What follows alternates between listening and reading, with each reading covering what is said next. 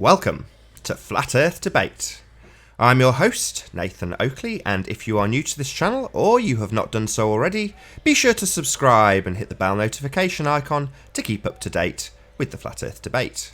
If you would like to support this channel, there is a super chat that runs alongside the show while it is live, and a link in the info box once the video has rendered.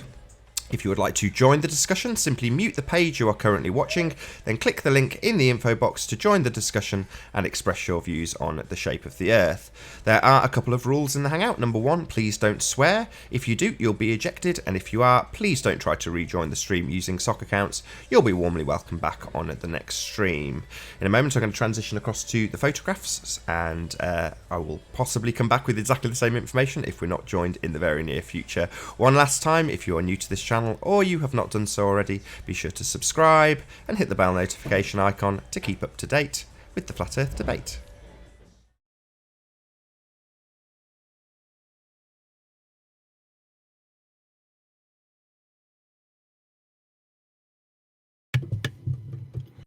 Yo, yo. How's it going? Good to have you here, Sleeping Warrior. First one in. Wet the bed.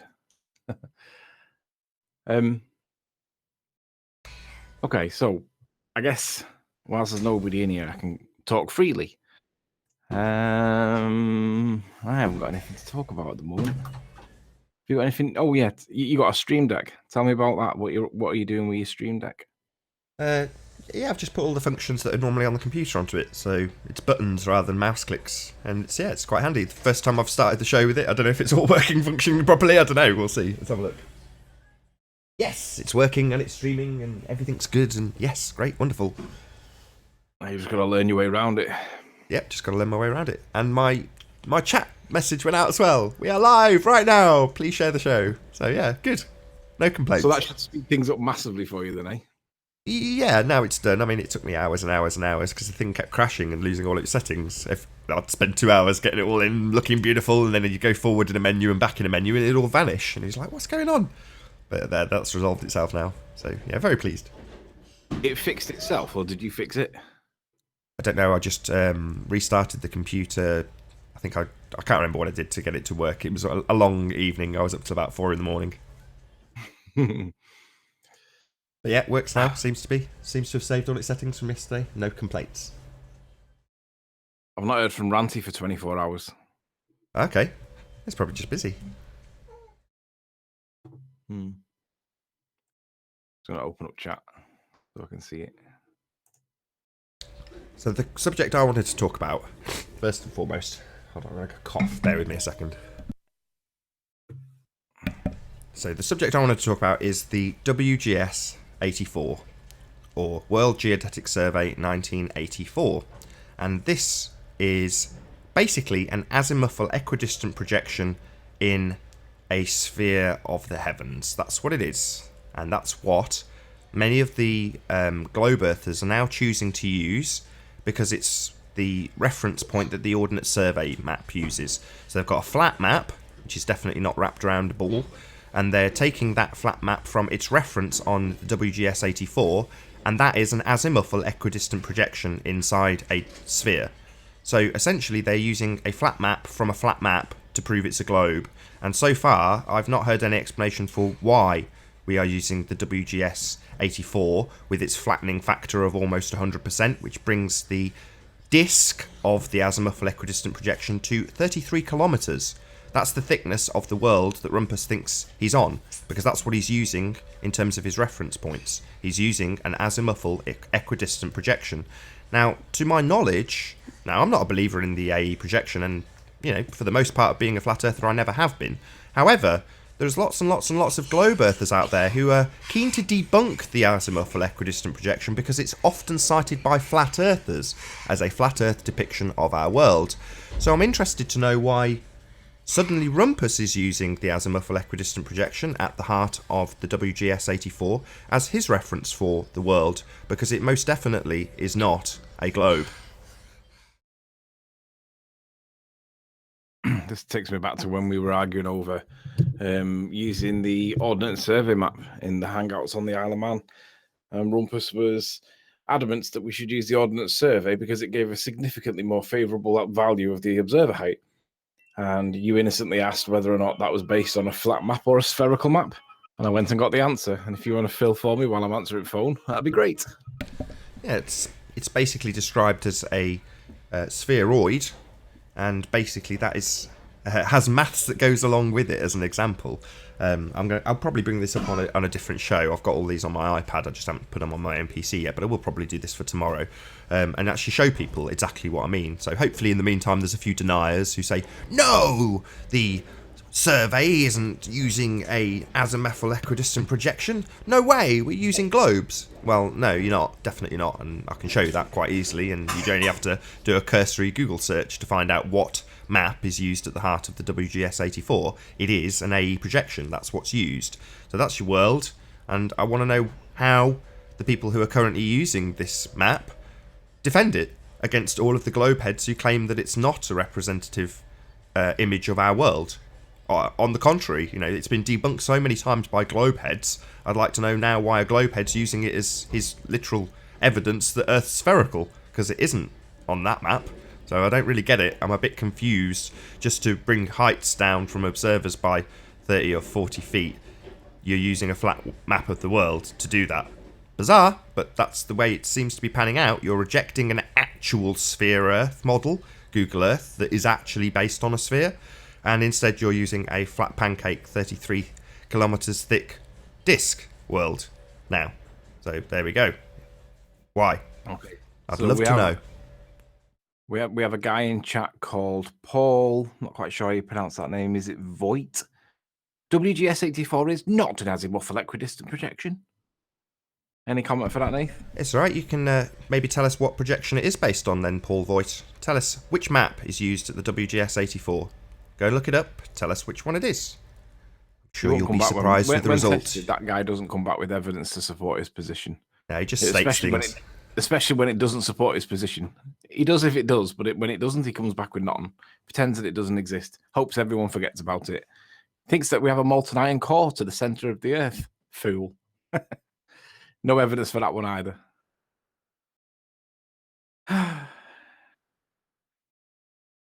You can fill for me. I'll go and get this image and actually show him. Why not? I was going to do it tomorrow, but it'd take me a couple of minutes to send it to myself. Sure. So, whilst there's 42 watching now, I'll give everybody a quick update of where we're at with the Isle of Man. Rumpus identified a particular building which has sparked a discussion between me, Nathan, Ranty, and Chris. And it's split 50-50. And it's not so much with the building that he's identified. We're happy to accept that he's got the building identification correct. And the issue is not whether or not the Earth's curved or flat or not. That video that we're showing on the Isle of Man is indeed a flat Earth video. It's a flat Earth proof. There is no curvature on it. So the issue that we're arguing over, or that we disagree over, is not even whether it's flat or curved. It is demonstrably and observably and repeatedly the case that there is no curvature in that video. However, what we are disagreeing over is the claim of the scale, because Rumpus has it in one way, we have it in another, and there's now a disparity between the four of us over the effect of the scale that's in question. Again, this is not about whether it's curved or flat. It is a flat Earth proof, a massive one. Now, the scale argument is important because basically, if the scale is as per Rumpus says, then basically there are certain things that do not line up, that need to line up, and it's because of the parallax. The picture was taken from 35 miles away for the most part of the island. Some parts of the island it's 40 miles away, but nonetheless, it's in excess of 30 miles. Now, from that distance, we can't get anything that we can, because you can't zoom on Google Earth.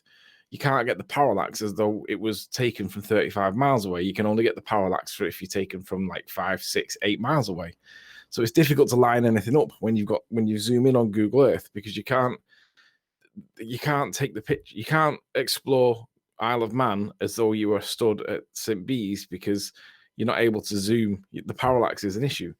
So you have to do it with such a distorted perception of the reality in which you presented that nothing lines up.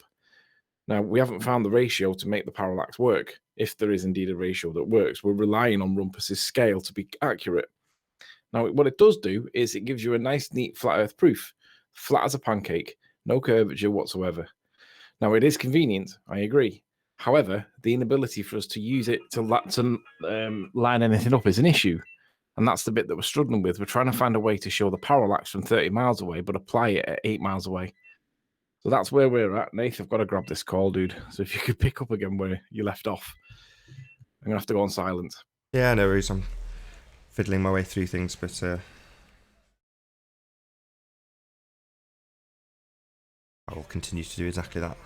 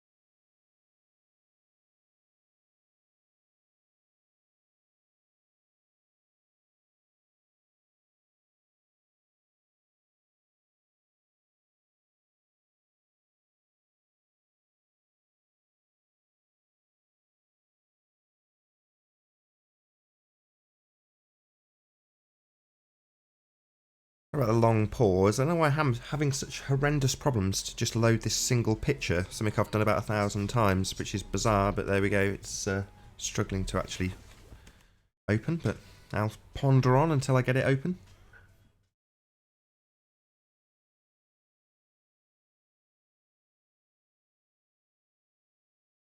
Go.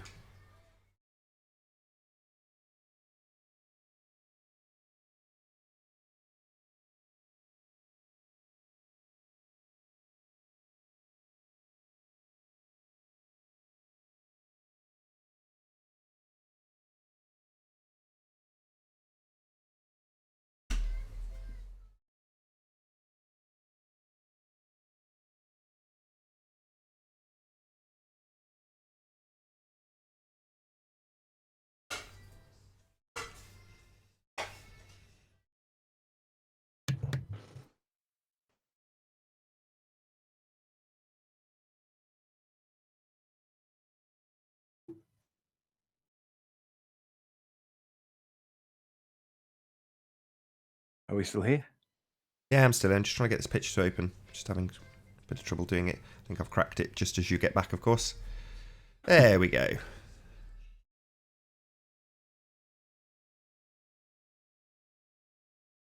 There's a picture of it. And I think I've got the maths as well. Let's just dig that out. Give me a second. Are there any fantasists out there that can come up with nonsense evidence to support the shape of the Earth? Here we go. So, sorry to interrupt. Can I just show this to the audience? So, this is what you were talking about. I don't know if you can see my screen. The flattening factor F for the WGS 1984. Yeah, so the flattening factor equals A, the equatorial radius, minus C, polar radius, derived.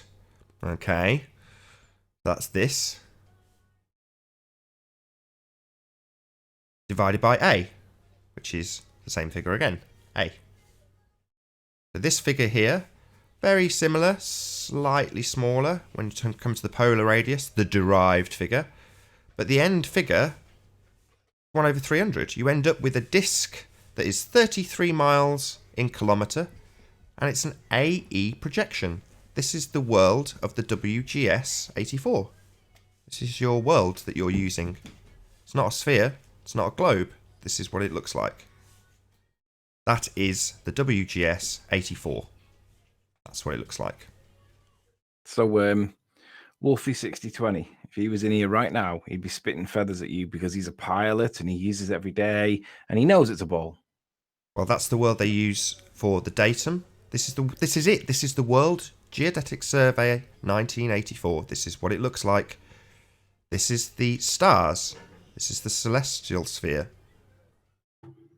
This is not where we live. This is not the bit that we live on. This is the bit we live on.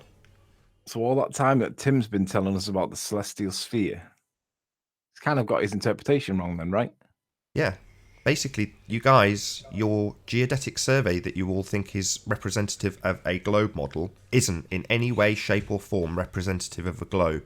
Sorry, it's a flattened out disc with a celestial sphere around it. That's what you're using. That's what the Ordnance Surveys use. That's the world that you're now referring to. M. Scott Veach, what is your current claim about seeing Ireland? Have you got a conclusion on that? The testing Paul's denying it. I'll put it back on screen permanently, just for Paul. Yeah. We're testing Rumpus's claim on WGS 84 description. Here's the formula for the flattening factor, Paul. Deny it all you like. I don't care. Just a liar. Oh, right. He calls you a liar. He says, yeah, sure. Well, he's a liar. It's on screen, Paul. You go and show me the map you think it uses. Prove it to the world like I've just done. Till then, you're just a liar and chat, keyboard warrior. Links in the description if you want to challenge what I've just said, Paul. Feel free to join. Embargo's over. Many of your compadres have joined. Nathan Oakley, that is not the WGS 84 reference, Joyd. Go back to your YouTube university and try again, Nathan Oakley. He does quote something different earlier on. Just ignore him. Not interested. Come on the show, Paul. You challenge me on the show and tell me what map it uses. Currently, WGS 84 uses the EGM 96. That was an earlier version of the WGS 84, Paul. Are you misrepresenting what's going on there? Seems so. Paul's just a liar. Just a liar. WGS 84 uses the EGM 96. Right. Isn't this... I've not looked at this for a long time.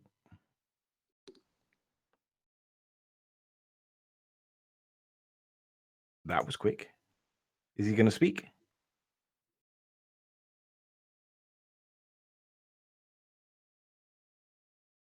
Need to speak if you join.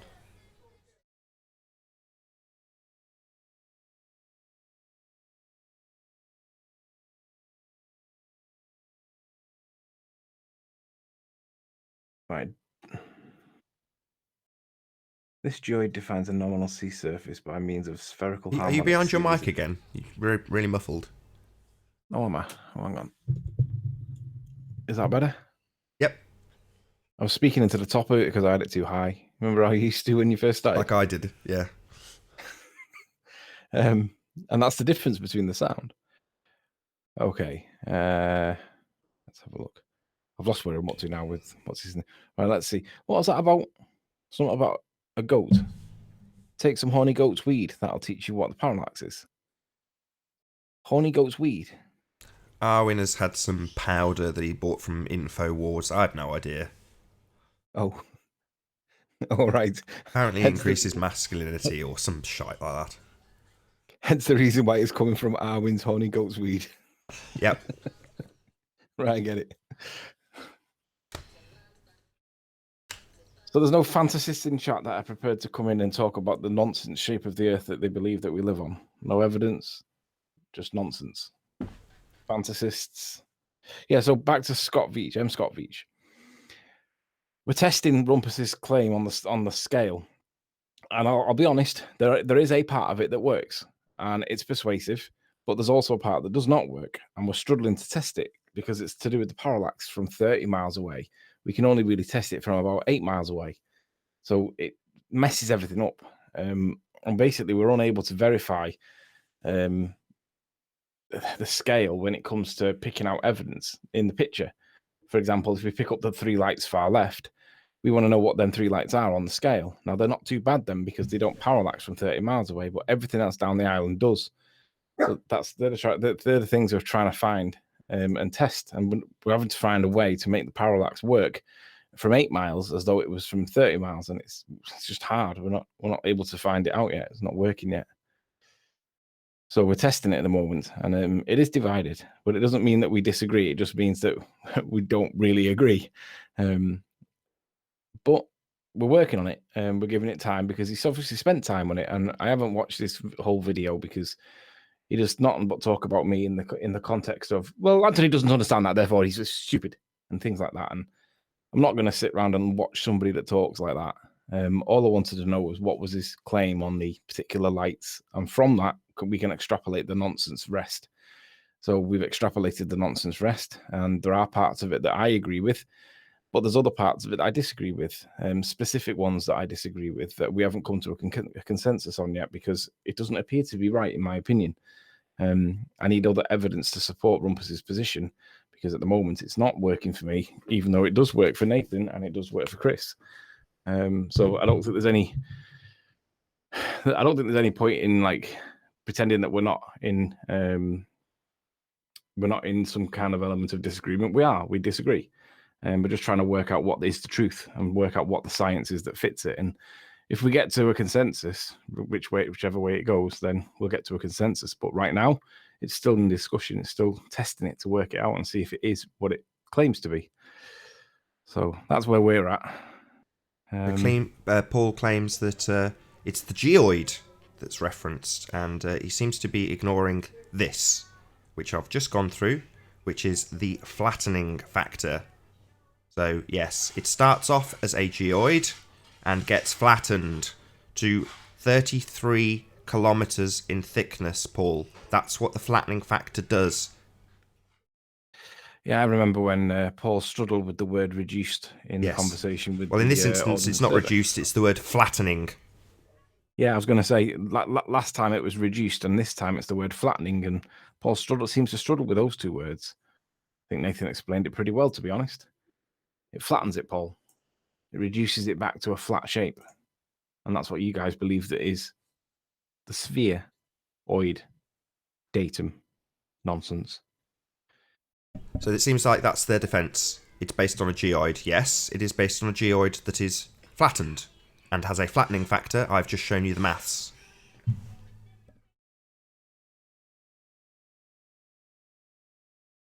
Makes it flat, Paul. It uses an AE map. That's what it uses. If you want to tell me that it uses a different map at its core, feel free. You've said it references the... What was it he said? Something about gravity at its centre? No, the AE map is at the centre. Go and look it up. Nathan Oakley, you are literally absurdly wrong. You're misreading it. The flattening factor is the difference between polar and equatorial diameter. And in total, that's 0.3 eccentricity. It's the flattening factor. The flattening factor is the difference between the polar and the equatorial diameter. Is that true? Well, no, because the polar is a derived figure. It's not the actual figure. It's a figure they derive. Nathan Oakley, you are misinterpreting the maths. The flattening factor does not flatten the geoid. What does the flattening factor That's do exactly then, what Paul? it does. It flattens it out to 33 kilometres. That's how thick the disc is. That's what the flattening factor does. Do the maths.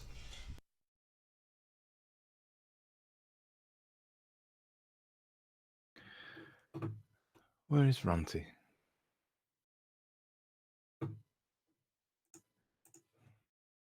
So I've got Ron Burgundy in the chat says, Monk and Ranty part of the team boycott now? Well, no, not at all. So two of the people currently on, so me and Anthony, don't necessarily agree on the interpretation. Simple as that. Now that doesn't mean we won't agree in time, it just takes time. You know, we're not going to just say, yeah, that's right, great, let's move on. You've got to check it, double check it, triple check it, falsify it, make the model break. That's what we're trying to do. It's what we've done in the past, try and force failure. So that's what we're trying to do now, trying to force failure. It's not a quick process. And just for the benefit of everybody else, I've forced 2 failures that they're claiming as success. But they're not. They failed. But anyway, that's the whole point. When you test an assertion, you're testing the validity of the claim. And that's the first thing you do. You test the validity of the claim and see, does it do what they say it does? And that's what we're working on. It's getting there quite quickly, relatively speaking, on account of the fact that there's usually a pretty consistent consensus amongst the four of us. We tend to agree. For the most part, 80% of the time. In this instance, it's 50-50 right down the middle, but that means it's rapidly getting falsified. We're rapidly trying to rip it to pieces. That's what's happening, because two of the people say, no, I don't think that's correct, let's try this, let's try that, let's try the other. So we're not necessarily, in this instance, relying on the Globers to try and falsify our assertions. We can do it ourselves because we're not in agreement, which just makes the process a little bit quicker, but it still has to be done. You have to model it out, you have to falsify it, you have to test it. Well, we're in a position where we've got that 3D model that we literally, all we've got to do is play with the scale. Well, I say we, Chris. Chris plays with the scale, moves it up and down a bit, moves things in and out a bit, left and right a bit, jiggle it around a bit, and we can test all aspects of it in 30 seconds, or Chris can. And then when he does that, we all interpret what we look at when he does it, and then we all look at it and go, yeah, that's a match, or not sure, let's try that. And I'm in the not sure camp, let's try that. Now, I don't really care what the scale is, because in any event, it's still a huge lack of curvature. It's still a flat Earth proof. I just want to know what. I was just going to say that again to Captain Bullshit. So he's under the assumption that somehow what we've presented to date is in any way incorrect. Wrong. What we've presented to date is how the globe fails. So yes, we may have had some of the land masses incorrect in the failed models. So far, whenever asked, what's your model? How do you explain this? We have to give a very honest answer. We don't have one. That's the bottom line. We never have. No one has. However, that's the beauty of what's happening. We are now getting ever and ever closer to a flat Earth model that can explain in detail what's happening and can make predictions. So where your model has failed, completely failed, to represent the image and predict what is going to happen further along in the image, we will have a model that will accurately represent it. That we don't have to have Gish Gallop and fantasy to explain where it fails, which is what you have to do. You need slightly looming non-standard refraction to explain where your model fails, to represent what's in the image. That's what's been demonstrated so far. Failure on the globe part. We haven't got a flat Earth model. When we do, I'm pretty sure you'll all sink your teeth into it. But that's why we're going to be absolutely 100% certain. Chris is not going to want to put his reputation on the line and say, yes, this is how the world works. This is an accurate flat Earth model, unless it's absolutely 100% perfect. It's a very different ball game when you're presenting failing models. And whilst we see Miles Davis in the chat, nice to see you, Miles. I'm looking forward to your very public apology to Ranty for calling him a liar and then literally flip-flopping from your position on the Christmas show with Nathan, where you declared the total opposite position from where you were, and then claimed victory against Ranty in some vitriolic state, yet not letting everybody realize that you totally flip-flopped. So he's been calling you out for it, and I'm looking forward to your very, very public apology on your channel and probably in this channel when the embargo gets lifted, about how you lied about Ranty lying and how you, in fact, are the liar yourself. Yes, you were on the Christmas show, Miles. We can show it right now. So M. Scott Veach says, refraction is not some kind of band-aid. Yeah, I'm afraid it is, because, and as far as I'm aware, you don't have any non-standard refraction calculations that are incorporated into the model. It is an on-the-fly calculation that you do when the standard refraction, which you claim is part of your model, fails. So, I'm afraid not, M. Scott Veach. See, Your the thing model is, fails. they use the word refraction to explain two phenomena. Now, obviously, the refraction, as per their model, is the bending of light following the arc radius of 7/6 of the radius of the Earth. That's refraction, right?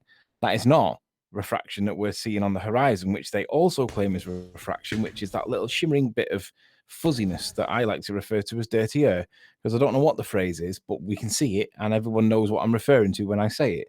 So you use the word interchangeably to describe two different sets of circumstances. But when you look at refraction on your model, it is clearly the curvature of light.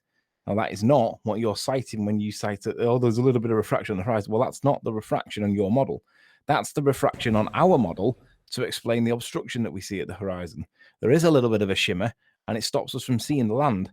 Now, where it's present, it varies. And when it varies enough, you don't see very much because you see a big mirroring band.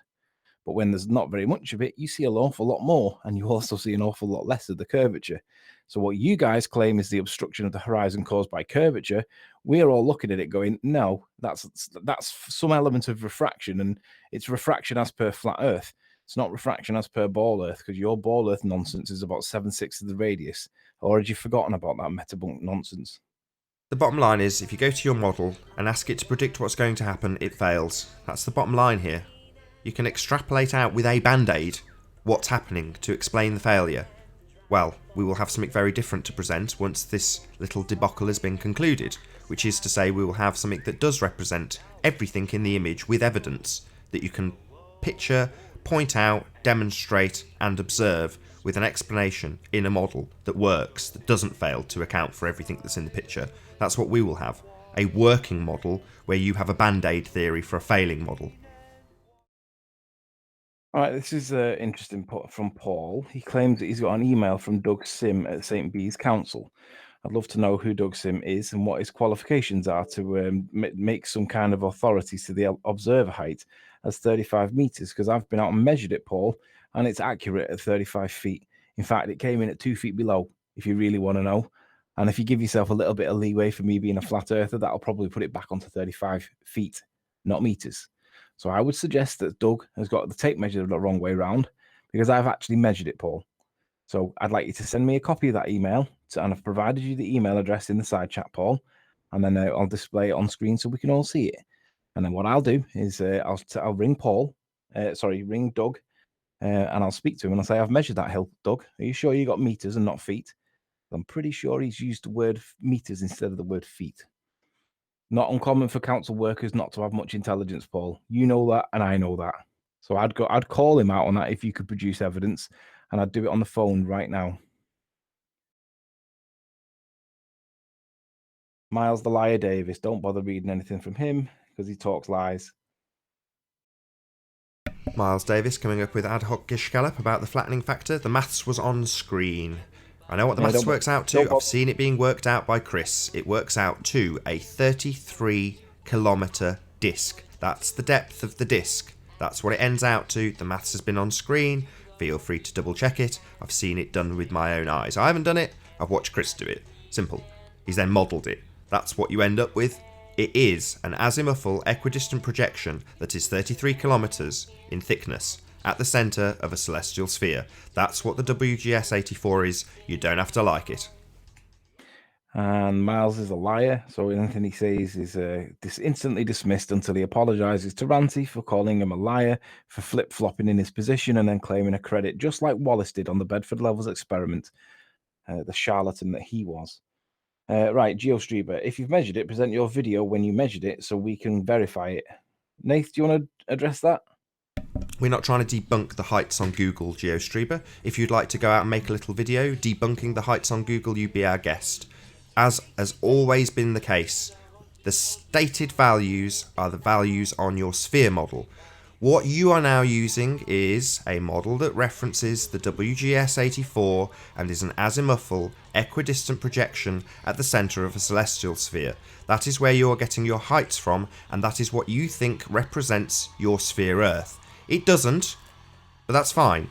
I'm more than happy for you to now start making apologies for why all of your globe head friends seem to debunk the azimuthal equidistant projection as any kind of reality representation. So you want to defend it? Go ahead. In terms of the heights, we are taking the heights from Google Earth because it is a spherical Earth model. If you want to now claim that the model of the WGS-84 that is being used to create Ordnance Survey maps is actually a spherical Earth, then you be my guest. If you want to debunk that Google Heights are incorrect, you be my guest. I couldn't care less. I've seen it measured, it's not wildly inaccurate, there is no need to change those figures. If you want to now go out and change them because you've debunked Google Earth in your own special little way, good for you. I may even pay it attention. But in this respect, I don't care. I've seen it's not wildly inaccurate. We're not going to make any apologies. If we were in any way inconfident or not confident about this, we wouldn't be stating it. I don't care. No one's going to come along and debunk that 35-foot observation as being 100 feet in the air. It isn't. Simple as that. And Anthony Riley doesn't have to prove a thing in that regard. He's always maintained that he's taking his values from Google Earth. He's not testing whether or not Google Earth has got correct altitudes. He's testing whether or not the Earth is spherical. Simple. If you want to debunk Google, be our guest. And just to add some maths to the equation, Geostree, because I know that you love the maths, I threw a tape measure down from the top of the hill where I was at, and I threw it down to the beach level, and the hypotenuse measured at 55 feet, give or take half a foot. It was blowing in the wind, and it was stretching and shrinking, a bit like refraction as per the flat Earth model, but the average value was 55 feet. That was the hypotenuse. And then when we measured the angle down at the bottom, it was about 40 degrees. So if you do the maths, you can calculate that it turns out to be pretty much exact. Now, you can't argue with the length of the hypotenuse. That was black and white at 55 feet. You can argue about how accurate the angle was. Hence the reason why we're not producing the evidence. Because it isn't my claim. This is your claim. And all I was doing was testing whether it was outlandishly inaccurate to 30 meters, which is 100 feet. Was it 30 meters inaccurate on the elevation thing, which is what Paul cited as the band of variation? And that's all I was testing. And to be honest, the angle isn't even that important from our point of view, because you can roughly guess it from just the level of the length of the hypotenuse. And we knew what figure roughly to expect. We knew it was going to fall within 2 parameters, and it fell within 2 parameters. It wasn't wildly inaccurate. It was pretty accurate. So I went and measured it. But because you guys are so anally retentive over everything that I do, there is no point in me producing any evidence, because there is no point in me opening myself to the nonsense that you guys will critique me for. So there is no point in me doing it. And I'm not going to do it because I'm not testing the accuracy of the elevation on Google Earth. I'm just testing the curvature. And I'm just proving that claim of 30 meters of variance is nonsense in this example. It might not be accurate at the top of Mount Everest, that you might get 30 meters of variation there, but you're not going to get it at sea level. And I was pretty much at sea level. And it turned out it was accurate. So that's why the observer height stays at 35 feet, and only 35 feet. The rig is asking about various different directions. I assume he's talking in reference to the azimuthal equidistant projection. That's not my model, so I'm not going to be an apologist for why the globers are using an azimuthal equidistant projection to represent their world. I'm not going to apologise for that. It's not my model. When we do have a model, it'll be a model of the observer position from the Isle of Man and incorporating the Isle of Man. That's what it will be. It's not going to be a global model. However, the global model that is currently being referenced isn't a globe. It's a flat map. Same as the Ordnance Survey. And nice to see Al K in the chat. Looking forward to you finally releasing your video where you show your Isle of Man. We've been waiting for weeks. Don't see any reason why you've not released it yet, Al K. Jeremy. Oh, hello, Jeremy. Looking forward to your very, very public apology for me and retraction of your claims that I was indeed lying about the observer height. Looking forward to you removing your nonsense videos that I haven't watched. No point in measuring your elevation of a place where you weren't standing, Riley. Jeremy, you've admitted and accepted where I was stood because Miles and Al Kay went back to do it, and you acknowledged publicly in the hangout. You said, "Yeah, that's the point where he was standing." So I don't know. I don't even know what your point is anymore, Jeremy. You're just an idiot. You're just trying to discredit me at all costs, and nonetheless, you get traction within your own little group, but you just make yourself look like a knob. That's the only way to describe it. Allow me to repeat, you are lying right now. Okay, so Jeremy, which bit specifically am I lying about?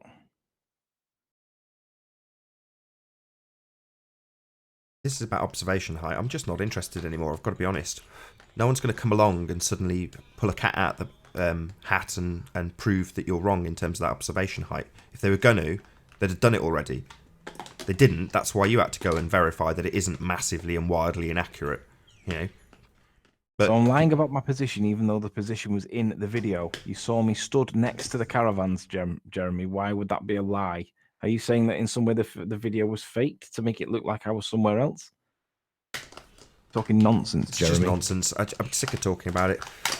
It's just ridiculous. If someone wants to go and prove that that 35-foot elevation position is at 100 feet plus, then go ahead and do it. Now go and prove it's at 100 feet. Observation height, observation position. Right, well, it's clearly ascertainable in the video where I was stood. You can see it. And the observation height, I've measured it, Jeremy. I've measured it. So unless you've got evidence to the contrary, and Paul claims that he's got evidence to the contrary, I'm just going to check my He thinks a phone call to a council worker who said, "Oh yeah, maybe the numbers are wrong on the map." That's his evidence. Pile of crap. Nope, not had an email yet from Paul Voigt, even though I've asked him to send me the email of the council official that claims that it's 33 meters. Because I'll call him. I'll literally get him on the phone right now, and I'll ask him: is it perhaps possible that you've used the wrong units because I've measured it? So, Jem's saying, do you have evidence to the contrary? We have Google. That's what's being referenced. If you want to go out and debunk Google, be our guest. And yeah, we do have evidence to the contrary, Jeremy. We went and measured it. I went through the maths before. It was 55 feet for the hypotenuse. The angle was about... but it wouldn't make any difference anyway, Jeremy. Are you giving that data out now, then? I don't know, were we? Were we not doing that? Well, I don't know why you've given it out now. So, I don't know if anybody caught that. But if you want to know the measurement, go right, rewind, and listen to what Anthony just said, because he's just given you the measurement. Well, the point is, it's been measured, and... Oh, Jeremy has it. Here we go. Jeremy has evidence to the contrary. Okay, I'll call you on that, Jeremy. What evidence have you got to the contrary? We already showed that Google is wrong. The height's up to 30 metres. According to what GeoStreamer? The azimuthal equidistant projection at the heart of the geoid that is called the WGS84. Is that what you're saying debunks your sphere model? The actual one that's on a sphere? Well, that's really nice. Let's see you prove that Google Earth, the sphere representation of your model, is completely wrong in terms of the heights. Go ahead and make a video. Debunk it. Love to see it. Fascinating, I'm sure. Totally irrelevant when we're testing the heights that Google give. And we've gone and confirmed that they are not wildly inaccurate. Now, if you want to prove they are, be our guest. That's not our purpose here. I don't care. Not interested. So Geo claims that they've already showed that Google is wrong on height by up to 30 meters, Nathan Oakley. That's why we use Ordnance Survey, because they measure heights more accurately. Well, I went back to there. I measured the height of that hill, Geo, and it was pretty accurate, within 2 feet. And it was 2 feet in our favor, not 2 feet in your favor. So that's why I stand by. I measured it. Now, whether you calculated it or not is irrelevant. I've measured it, and I stand by what was said. This is why I didn't want you to give out the measurement, because you're now immediately putting your extrapolation on it, which is that it's 2 feet in your favour. And as I said to you when you showed it me, all that matters is the number on the tape measure in that regard. Now, if you want to extrapolate down because you've taken the hypotenuse measurement, obviously that would reduce the number on the tape measure. However, you haven't measured down to sea level. So, there's going to be 6 of one and half a dozen of the other in terms of arguing that height up a little bit and then down a little bit, referencing the number on the tape measure. So in other words, unless you can do a physical geodetic survey from sea level, it's not going to be 100% accurate. What it does serve, though, unequivocally serves is that it is not 100 feet. There's just no way. It's nowhere near. So from that perspective, I don't care if it's 100% accurate on Google. I know it's not wildly inaccurate. And for it to be 30 metres rather than 34 feet, it would need to be, in quotes, wildly inaccurate. And it isn't. Now, if somebody wants to go out for that purpose to demonstrate that Google Earth is wildly inaccurate, be our guest. I don't care. Literally, I couldn't care less. If you want to go and say, well, look, we've got two different reference points. One on a sphere that's completely wrong. I've got no evidence to prove that, but I'm going to assert it and say that the Ordnance Survey maps are the accurate measurement. Then fine. I will then point out to you that they reference the WGS 84, and that is an azimuthal equidistant projection at the heart of the celestial sphere. It is using a geoid reference system that is flattened out to a disk 33 kilometres in thickness. That is the world represented in the WGS 84. That's the world that you're saying is a sphere, and that's the world you want to use for the heights. Good. Seems like you're coming over to our side of the fence. You've got a long way to go. You'll need to appreciate that the AE map has been debunked by your own kind, consistently. That's what you'd need to accept. But if your step along that journey towards realising the Earth is obviously and observably flat, means that you go into believing that the AE projection is accurate, as Rumpus clearly does, then that's fine too. You're just a bit behind everybody else, GeoStreber. That's okay.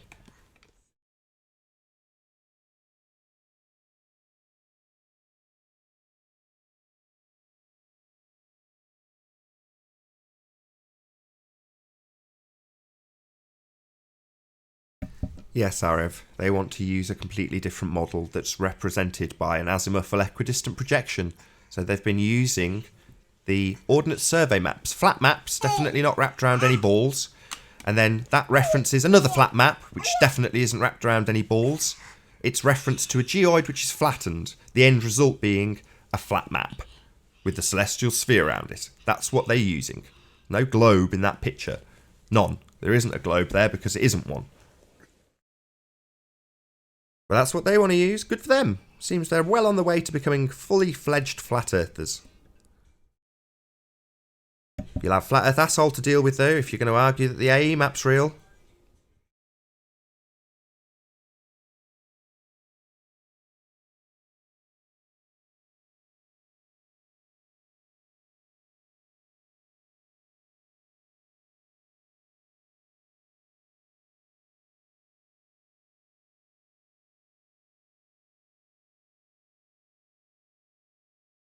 It is heavy stuff, Arev.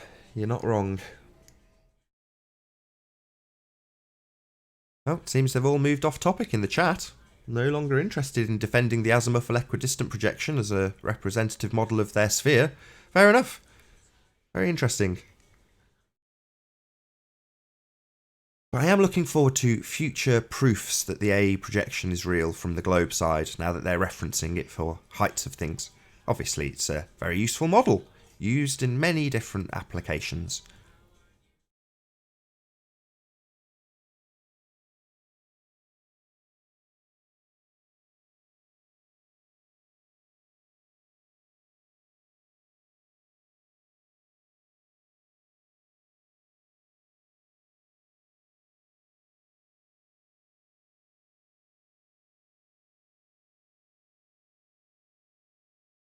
So prove it, Ron. If you want to claim that they've got a 30-metre error, go and prove it.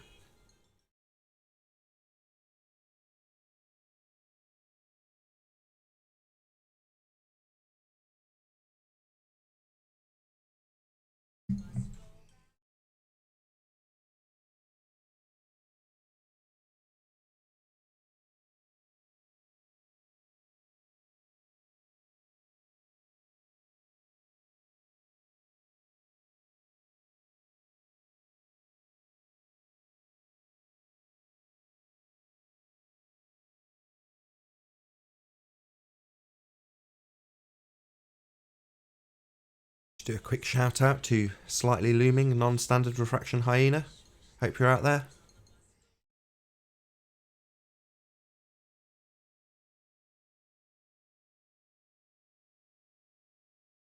Yeah, Twit. We've invited a few people on to challenge us about the azimuthal equidistant projection at the core of the WGS84, but no one seems to want to join the panel and disagree or show us any alternative that they think it uses. So I'd rather have dead air. While we make these assertions that nobody's prepared to challenge, it's fine by me.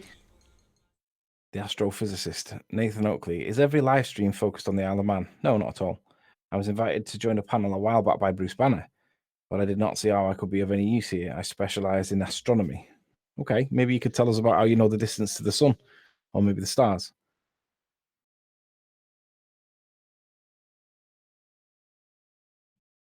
Transit of Venus. Yeah, and Jupiter. Why Jupiter doesn't go missing for like 4 months, and it should do according to the astrophysics. It only goes missing for like 3 weeks. Why is that?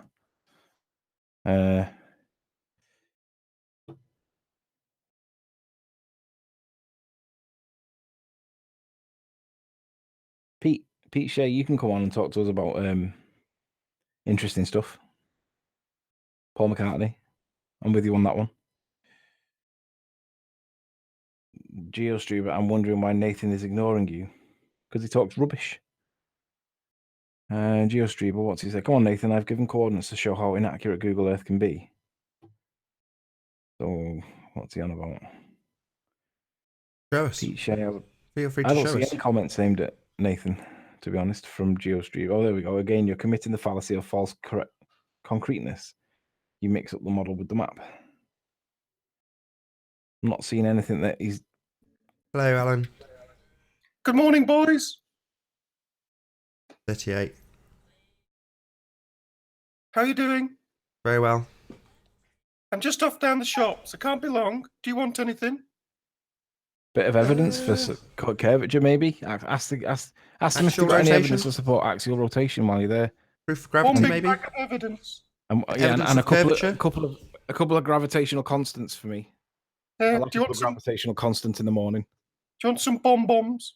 Yes, No, please. just a bit of gravitational constant. Okay. Bye. Okay, bye. Thanks, Alan. It's good to see you. I bet these snipes me now, the little shine. I do actually like Alan. Now he's given up on the sniping. Well, I wouldn't say he's given up. It's quite certain. I sweat when he comes in. Why? Because I know that I'm a finger's breadth away from being sniped. And he seems to be allowed in at the No, moment. he's been on several times now and hasn't done it.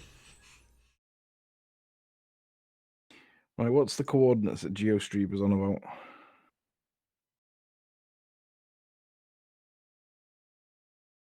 The NASA says- WGS84 datum surface is an oblate spheroid with a major radius A equals blah blah blah at the equator and flattening F equals the polar semi-minor axis B then equals AX times 1 minus F equals blah blah blah blah. Thanks for that nonsense, Paul.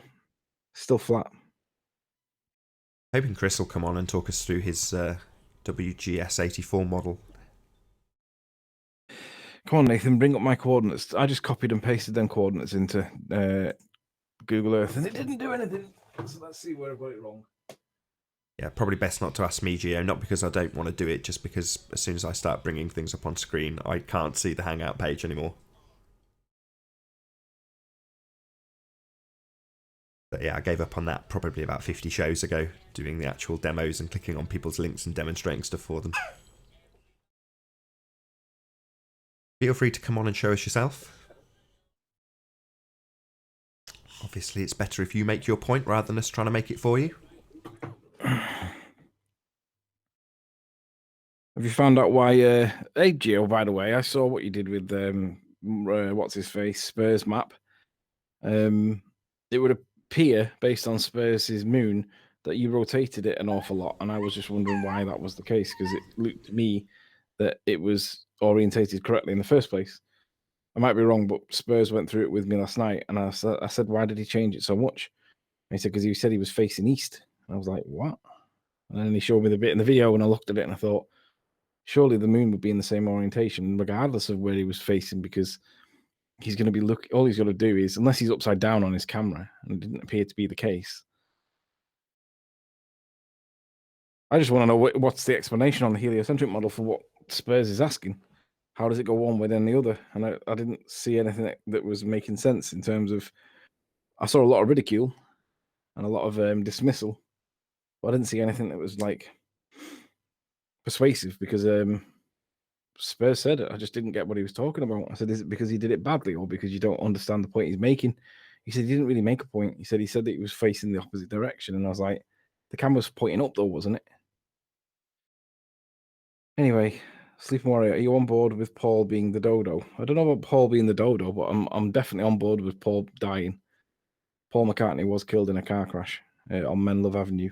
Or it might have been John Lennon's mum was killed on Menlove Avenue, so he was on Mather Avenue.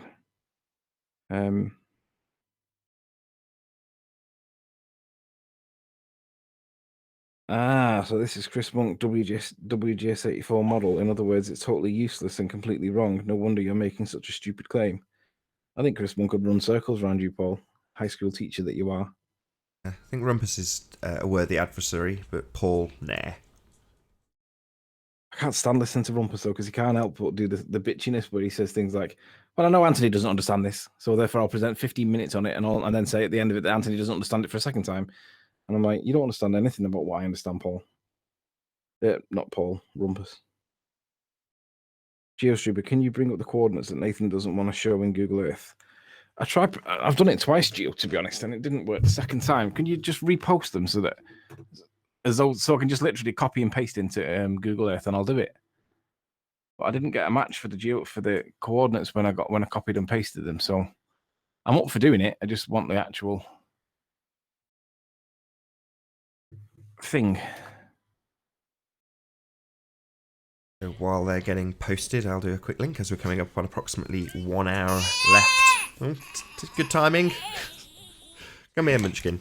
If you are new to this channel, or you have not done so already, be sure to subscribe and hit the bell notification icon to keep up to date with the Flat Earth debate. If you would like to support this channel, there is a super chat that runs alongside the show while it is live, but most importantly, if you'd like to join the discussion, be sure to mute the page you are currently watching and obey the couple of rules that we do have in the stream. Firstly, please do not swear. If you do, you'll be ejected, and if you are, please do not try to rejoin the stream using sock accounts. You'll be warmly welcomed back on the next stream. Please also share the show if you've not done so already, as this increases the live audience, which in turn increases the chances of a more diverse panel. So please share the show. And one last time, if you are new to the channel or you have not done so already, be sure to subscribe and hit the bell notification icon to keep up to date with the Flat Earth debate. There is approximately 1 hour left on this live stream. All right, so Paul Voigt says, in other words, Nathan cannot provide a reliable citation from a respectable source about his WGS84 claims. Very telling, or should I say lying. Let's paraphrase that, Paul. In other words, Paul Voigt will not send an email at my request to the email address cited in the correspondence above from the said council worker with the name that he gave about the elevation of the hill that I claim I was at 35 feet from. Isn't that very telling, Paul? So how can you criticize Nathan for not doing what you say is not done when you're doing the exact same yourself, you hypocrite? Send the email, Paul. You can have my email address to my Hotmail one, you know, the special one for ball earthers that can't be trusted with real email addresses. I'm pretty sure Chris will want to twist the knife on this one. I'm pretty sure Chris will happily back up exactly what he has asserted to me and I have repeated here today. I'm sure he will. I'm sure he would. I'm sure he'd look at these people in chat and laugh and say they're not worth my time. And I would tend to agree. You could probably do it yourself, Paul, with a little bit of research.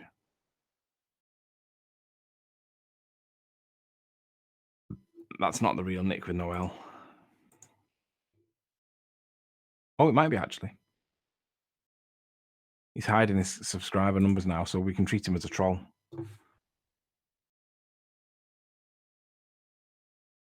I gave you his name, Doug Sim, calling yourself.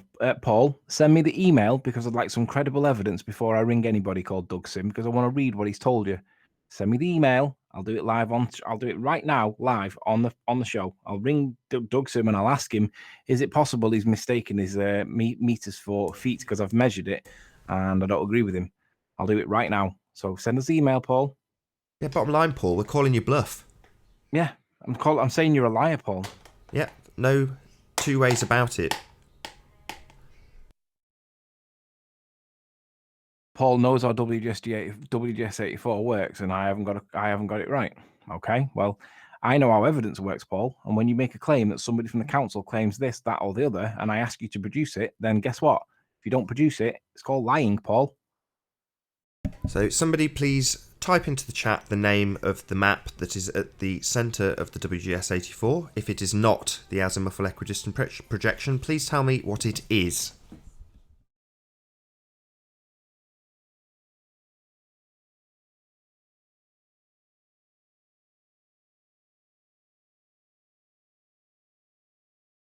Did you say meet is for feet? Meters for feet here.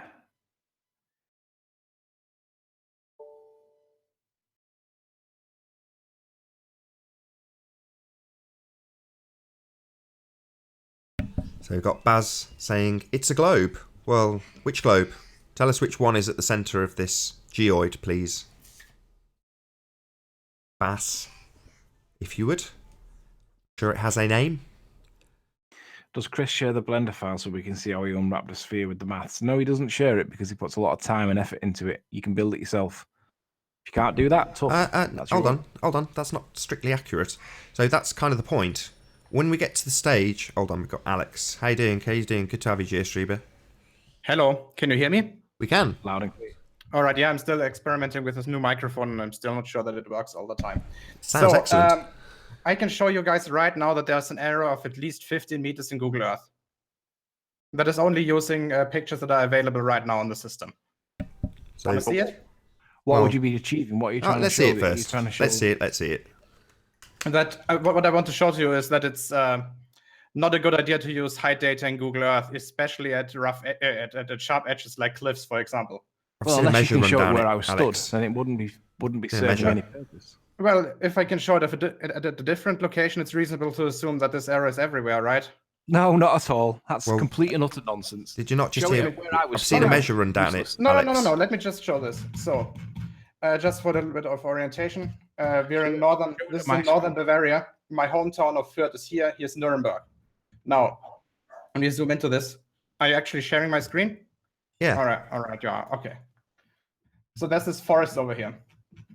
And this forest was actually scanned twice.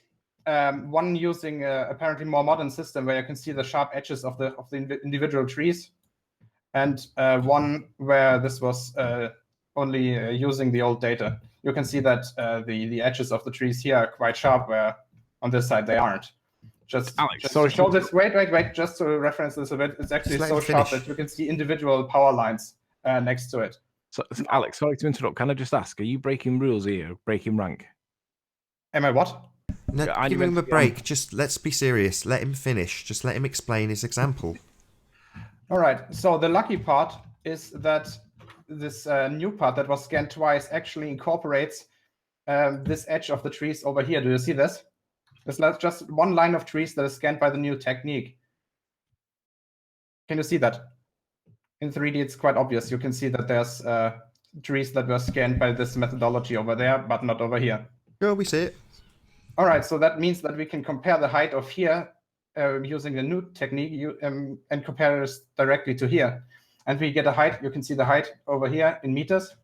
We get 415 meters approximately there. And right next to it, using the other techniques, we get 395 meters.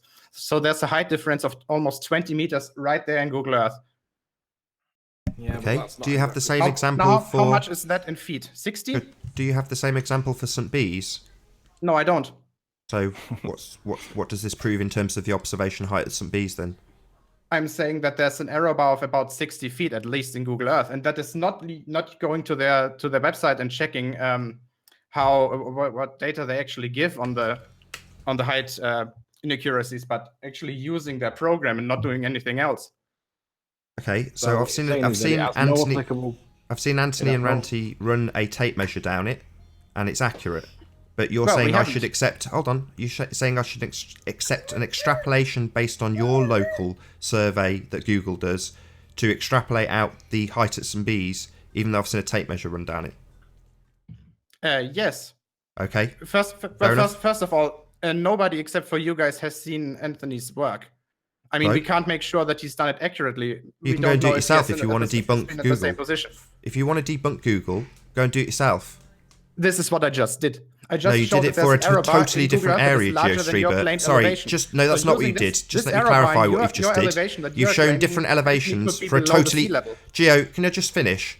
You've shown a totally different location. This is not where the observation was taken from, was it? Yeah, yes, I know. But Right, that's so not what you're relevant. showing me Again, is that Google this shows- is inaccurate wait. for this area, and there's a difference that it can demonstrate how inaccurate it is for that area. Now do the same for St. Bees. You can't. How do you know? I can show using this methodology, as you guys How have do I seen, know that what? There's an error bar of, let me speak again. How do I please, know as what? well. You were going to ask me a question. How do I know something? Please let me speak as well. Okay. I showed that there's an error bar of about 20 meters in Google Earth using this position. You have no reason to assume that this error bar is smaller at different locations. You have no reason to assume it's larger as well. So But what's that's not the point. what's the full range that Google quote in terms of the errors? What's the what? The what? What's the range that they quote in terms of how inaccurate they are? 30 meters. So up to 30 meters, and this is how much difference? This here is 20 meters. So it's not consistent with even their quoted figures for how inaccurate it be. So there's a range, correct? Yes. So there's a chance that range could be at 0 at St. Bees then, correct, GeoStreamer? Let me make my point. No, I'm just asking you to clarify something. There is a range up to 30 meters. This is not at that full maximum of that range. Therefore, there is a chance that in a totally different location, the range is different, correct? Yes, but this right. works in Thank you, your favor. GeoStreamer. Hey. Thank you. Excellent Hey. example. Pointless, but thank you anyway. Wait, Gio, let me ask you. Wait, Anthony, please let me make my point again. Because I don't think Nathan understood it correctly. Yes, I did understand it, and now I've just taken it to Apparently- pieces. apparently you Don't didn't. try and put Apparently words you that I don't understand what you've just explained. There is a 20-meter Well, difference between the two different scans. The original without it being accurately scanned, and the new one with it being accurately scanned. There is a 20-meter difference. The quoted range difference is 30 meters. If it was exactly as described, i.e. there is a 30-meter discrepancy, then I could extrapolate out that there is the same 30-meter discrepancy at St. Bees.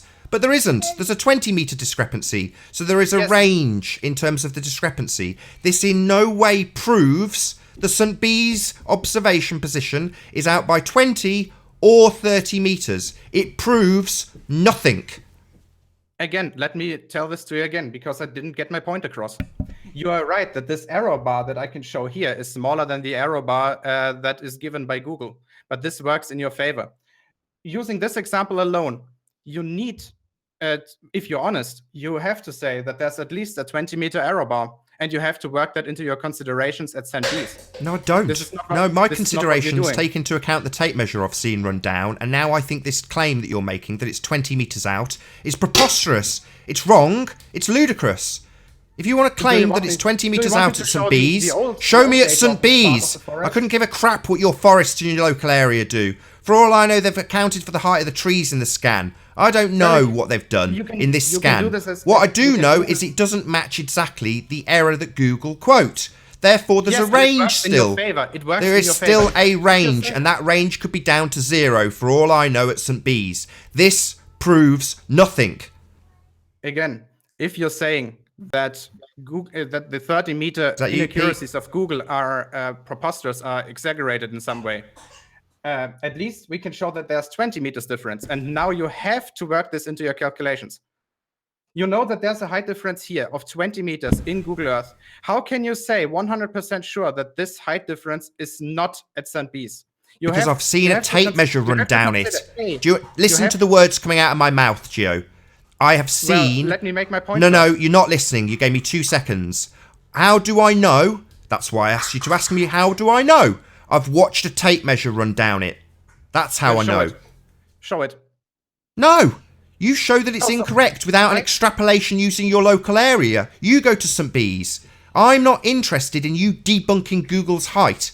You want to debunk Google's height? Go ahead. If this is your standard of evidence for debunking a totally different location, then you're an idiot. You're making the claim that you saw a tape measurement run down. We're making the claim Google says 35 and 52. That's the claim. Listen to the words, Gio. The claim made is clear. Let me make the claim for you so you can understand. Clearly you don't understand what the claim is. Seems clear, Gio, that you don't understand what the claim being made is. If I can't get my point across, there's no... No, I'm going to tell you what the claim is because you're incorrect. We're not claiming it is 35 or 52 feet. We are saying that is the value Google claims. If you want to say it's inaccurate, that's good for you. I'm sorry. Did you not just say that you saw a tape measurement done at St. Bees? Yes. Therefore, it's your claim that the height that you got from that is correct, right? No, the Google claim is not wildly inaccurate, as you are claiming. No, I'm talking about your claim. You're saying that you were... I'm not making a claim. I'm saying I've seen it measured, and the height that Google claims it's at is correct. That's what I'm stating. Yes, but you go from the assumption that the value that you got by measuring it at St. Bees was correct. Nobody it's a tape of measure. us has seen... Do you think the tape measure was calibrated incorrectly? What? Do you think the 66-foot tape measure that I sent to Anthony Riley was calibrated wrong? No, I think Anthony... Right, well, the entire tape measure made it down the cliff with stuff to spare on the reel. I think Anthony didn't do it correctly. He didn't show us any baller. His actual doesn't need to. His claim is based on Google's altitudes. Yeah, and you think that Google is accurate because you did that measurement from Anthony. I think Google's totally inaccurate and represents the world as a sphere. Now, if you want to debunk that it's got the wrong heights when we're testing it as a sphere, that's up to you. I already did that. The error bar is much larger than you guys think. Good for you. You believe that, Gio. Good for you. Good. You believe that. I don't care what you believe based on your extrapolation, based on your local area. I couldn't care less. Believe what you like. Let me have Alex for a minute. Alex, you've shown that the Osmokarong, whatever, that place on the map, I would agree with you that there is a discrepancy of 20 meters or whatever you say. Yeah, however, I mean, you can check it. I gave you the coordinates. You can do it in feet. Sure. It should be about 60 now, feet. if I did an observation from that point, it would be fair to challenge the height because there is an actual problem there that is evidential in the Google Earth, and I would agree with you. And we would go back and remeasure it. Actually, we would go to an official map that has more accuracy. No, you'd measure it. Anyway, no. Listen, my point is there any evidence to suggest that the same thing's happening where I was? Yes. Because... Can you show it, please? Well, as you can see... Oops, sorry. Can you show it, please? Yeah. Let's just stay here for a No, second. let's go to St. Bees. Did you not understand the question? Alex, did you not understand the question? It seems you're having trouble with comprehension today. The question, but I have to start from this part so I can extrapolate St. Bees. Let me so show it's this, an please. extrapolation again. We've already had this. I've already had this extrapolation. I'm not interested in hearing it a second time. It's just you don't understand the question. Is there any evidence that this is occurring at St. Bees? Now you're saying I want to stay here and make an extrapolation. No. I'm saying I'm going to St. Bees. I just have to stay here to explain to you the problem. My apologies. Why there? Why not St. Bees? Because it's a nice place where I can show it. But do you understand the question I asked you was there any evidence? Yes, I will show you. Do you see just hold on, Alex. Let's all stop talking over each other. Alex, I'll stop talking over you and give you a completely uninterrupted if you stop talking over me for a second. So, I'm going just for clarity, Alex, before you start, I won't interrupt you if you will let Anthony repeat the question one more time without interruption, please. All right. Is there any evidence from St. Bees that this is present? Yes. Can you show it from St. Bees, please? I will show it from St. Bees, yes. But I have to stay here to explain this, because here I have the contrast. No, you still don't seem to be understanding the question. You seem to be avoiding it and saying, I must stay here in a different location, Gio. That's annoying. Oakley, didn't you just promise that you wouldn't interrupt me? Yeah, because the question was quite clear, and you have now deliberately avoided the question.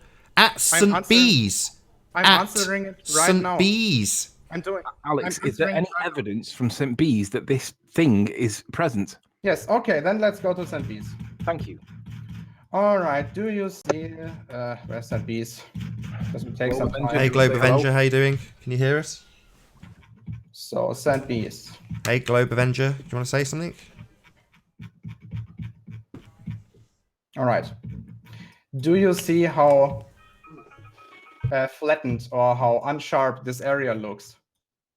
like, let me just increase the stretching of the height, okay, to the maximum factor that Google Earth allows.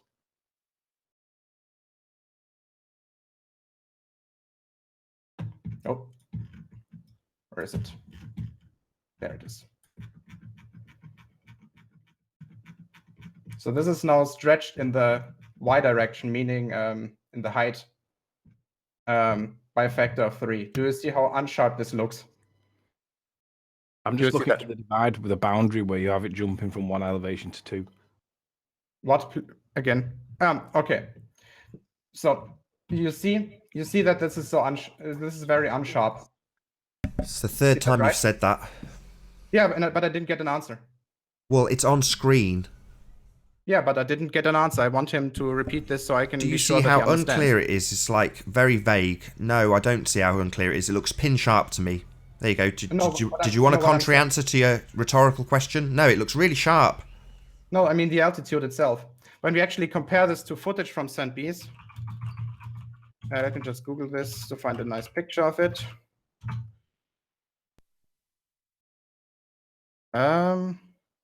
It's called St. Bees Harbor. How is it called? Yeah, you know the picture that Randy showed with photoshopping in the caravans. That one. Hello? Yeah, I'm waiting for your point. Yes, I'm making my point. The point is, this is much less sharp than the actual photos that we get from it. We see a much harder cliff from here to here. There's like a ridge, the elevation being approximately the same over here, and then going down further rapidly. Now, again, back to the observation that I was making. No. Sorry, maybe let me just get, before you do, let's just stay at St. Bees a little bit. Anthony asked you if you could demonstrate the same effect. So where you're about to go back and show that there's 2 different heights, can you show that at St. Bees? You seem to be leaving St. Bees. You seem to be doing it straight away. So you've used a rubbish example that's not the same as the example you gave. I'm not comparing the 2 different heights right now. Well, that's specifically what you're here to do. That's what you're contesting, Gio. What are you on about? So at St. Bees, you seem to have left St. Bees again. You seem to be in a different area, Gio. Yes. So you've already shown us this several times. If you don't want me to make my point, then kick me out. No. I'm trying to get clarity on your point. Your point is that there's 2 different heights at this particular location where these trees are. Anthony has asked you to demonstrate the same thing at St. Bees. Now you're back at the trees in a different location again. So can you not demonstrate that effect at St. Bees? Forget him, he's gone. I'll take over from where he's come at, because I get what he's getting at, but he's not being exactly honest with what he's showing, and I'll show you for why. Okay, so can you see my screen?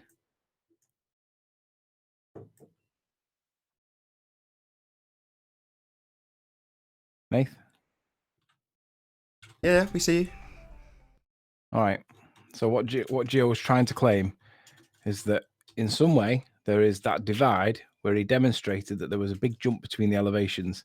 Now, bear in mind, there is a 35-meter cliff here. I say cliff, hill. So it will drop because there is a hill there. But does that mean that there is a drop in elevation, that there's therefore an anomaly in the program? So we see that it's 34 feet, and then when you go down onto the beach, it drops to 15 feet. So you would expect that to be there because it is an edge. It is a cliff edge or a hill edge. So Gio's point is valid in that area that he was in. It isn't valid in here. There is no evidence that there is a stitch line that can create the elevation drop that he seeks to rely upon. In the absence of a stitch line between the 2 points that he wants to rely on, it's an invalid point. And when he was saying that the 20-meter elevation drop worked in our favor, it doesn't work in anybody's favor. It's a moot point, and it's literally a straw man argument. It's not a relevant point at all, but he's passing it off as relevant, and it's nonsense. So unless there is actual evidence of a stitch line somewhere along here, and we can find a stitch line and we can see what the variation is. See if we can find one somewhere. Maybe we can't. No, maybe we can't. In any event, I hear what he says, and I ask him to apply it, and it fails because there is no evidence of it in the point that we're talking about. So it doesn't work. Bruising Ball, are you there? I am indeed. The How way you to doing, solve Breezy? this is to release the video of you easily throwing the tape down the side of the mountain. Go do it. End it now, you idiots. I wouldn't need. Why do I need to? It's not my claim that there's 30-meter variation in the heights on the elevation profiles on Google Earth. That's your claim. All I've done is gone to test it to see whether that has got any credibility to it whatsoever. And I'm happy that it doesn't. And I don't have to release it. And I agree with Nathan. It isn't for me to prove your case. It's for you to prove your case. And given that Alkay and Miles haven't released their evidence, I think it's a bit hypocritical to show me that I'm doing something wrong, because I'm not going to make your case for you. That's your case, not mine.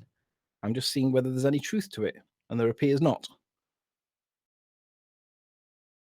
Back when Al Kay and Miles Davis were withholding the evidence, there was a slim possibility that Google was wildly inaccurate, 30 metres out, over 100 feet out, and some of the observations, mainly at Morgord Lighthouse, you could have brought the tippy tops of the lighthouse back in at those elevations. You couldn't bring the whole thing back in, but it does mean that there's certain parts of the lighthouse that could have been brought back in, namely the top, if you changed the elevation height. So it needed to be checked. Their claim that it was higher needed to be checked to see if it had any validity. It doesn't. Now, if you want to reassert over and over again that it's a valid claim without any proof, then you're just morons. Asserting stuff, you're just coming from a position of total incredulity. I don't care anymore. I've lost interest. There isn't a slim chance that it's wildly inaccurate. None. So I don't care. Make your assertions all you like, and I'll just do what I did with Alex. Just get stroppy with you. And I also noticed that Miles Davis was putting numbers into chat again. And when Miles Davis puts numbers into chat, he is a known liar. And we measured the numbers that he puts in his videos. Miles the Liar Davis, claimed at 40 feet observer height for when he was doing his observation from the same or a similar point that I was at in St. Bees. And when me and Ranty went and measured it, it was 29. Now, we didn't calculate it. We measured it. 29 feet. That was Miles's actual height. So Miles is a liar, and he's putting numbers into chat now to make people think that blah, blah, blah. No, Miles, you're a liar. You're a literal liar. Riley's sniping people because he's getting called out on his lies. No, Riley sniped Gio because Gio asked to be kicked if he wasn't going to be allowed to present. And he presented, and he kept going back to Germany. And we were trying to get him to present something to support the assertion that in some way Google had this stitch fault, which, I mean, we're happy accepting that there's a stitch fault in that actual location.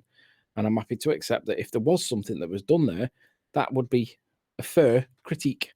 So when we asked him to present evidence to support the assertion that this was present in St. Bees, he didn't do it. What he did do was ask us to assess the quality of crispness of image. How crisp is this image? It's like, this is a total nonsense. Very irritating. There has to be a join where whatever scanning device they've used, that has to be there, and there wasn't any. So the reason why he was kicked was because he was being rude, and he's not normally rude. When I speak with him, he's relatively polite, but on this occasion, he wasn't. And he can blame Nathan if he wants to, but the reality was Nathan was keeping him on point. And ballers don't like being kept on point. They want to obfuscate. Paul does it. Rumpus does it. Gio does it. They all do it. But they don't like being kept on point. The specific question I asked was there any evidence in St. Bees that this was present? And the answer was yes. And I said, can you show it, please? He stayed in Germany. We wanted him to go to over to St. Bees. He didn't do it. He stayed in Germany. We asked him a second time to go to St. Bees. He didn't do it. Eventually, on the third occasion, after answering yes, there was, he went over to St. Bees and then wandered back over to Germany. And there wasn't. That's not what... Pardon? And there was no evidence, his assertion that there was somehow comparison to be drawn between his example in Germany and the example in St. Bees. There was no reason to draw any comparison whatsoever. It was an extrapolation that he had made, and that's it. Well, I'm not interested. It's just nonsense. Like I say, I keep saying, at this point, anybody who is making the claim, not us, we're not claiming the heights are accurate or inaccurate at Google. That's not what our claim is. That's someone else's claim. But if someone else wants to come and show me that, then I'll look. But frankly, at this stage, I couldn't care less. I've gone, to my satisfaction, it has been demonstrated that the claims of Google in terms of the elevations at St. Bees are not wildly inaccurate. If anything, they're spot on. Yeah. And let me just address the point that Gio did make that I wanted to speak up on, but I couldn't at the time because these two were back and forth.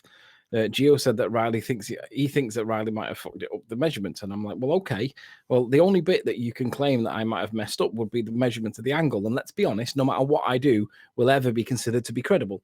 But the bit that I can do that's black and white that cannot be argued against is the length of the hypotenuse, and it was measured at 66 feet. So you can do what you want. You can claim anything against me that you want. Put the value into the hypotenuse at 66 feet, and you can quite easily get the height being the angle, the value that it is on Google, and it is. So it's not for me to try and prove your case. It's for you to prove your own case, and that you've got to prove that 30-meter elevation variation is present in this case, and it isn't. It was accurate, and that's why we stand by it. And I still stand by it unless there's produced evidence to the contrary. And if you want to go and prove Ordnance Survey wrong or Google Earth wrong or whatever, be my guest. 66 feet is the length of the tape measure, your value, not the measurement. Did you hear that? You said 66 feet, and 66 feet was the length of the tape measure that you threw down. And Leandra, my missus, held it at the bottom. She held it at the bottom. So therefore, I wasn't even involved. All I was doing was at the top looking down, and I could see it said 66 feet, and we recorded it. And as Nathan correctly pointed out... No. Hold on. That's not what I saw on camera on Skype. What you showed me on Skype was something different. Are you talking about a different... I've just nipped to the kitchen. Have I come back and you're now talking about a different position?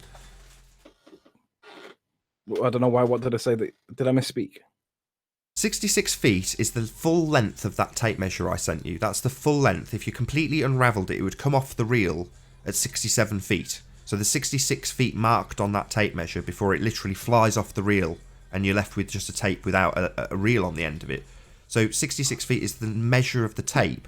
Well, when you threw it down the 34 feet observation, as noted on Google, the measure was considerably less than the length of the tape measure. There was plenty left to spare.